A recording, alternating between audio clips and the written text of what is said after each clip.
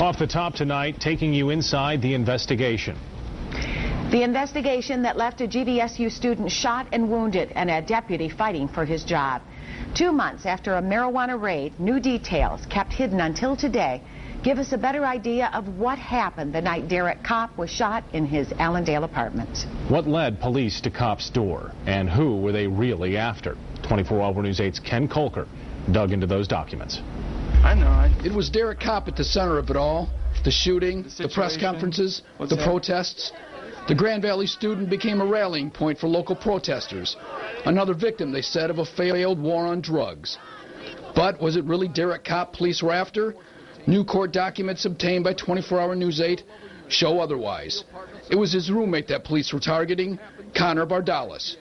Police, the search warrant stated, are currently involved in the investigation of the illegal trafficking of controlled substances, delivery of marijuana. The investigation records show went this way. The first by January 9th, an undercover officer from the West Michigan Enforcement Team meets with an informant, known only by a number, CS 21026. The informant buys 7.8 grams of marijuana from Connor Bardalis at the apartment Bardalis shared with Copp. No mention of Copp in this deal. The next buy on January 29th, a Holland undercover officer working with that same informant, both at the apartment, marijuana in jars. Then a third buy, also without a mention of Copp, on February 9th. The undercover Copp going directly to Bardalis, who sells another 3 grams for $50. Then on March 11th, the day of the shooting, at 7:15 p.m., the undercover officer calls Bardalis, who isn't home. But Bardalis tells the officer his roommate could help him out.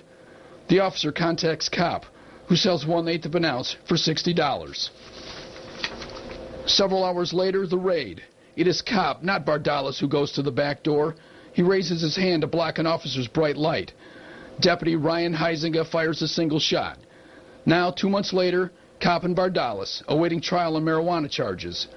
Huizinga also awaiting trial on charges of reckless discharge of a weapon, a case that could lead to prison and the loss of his job.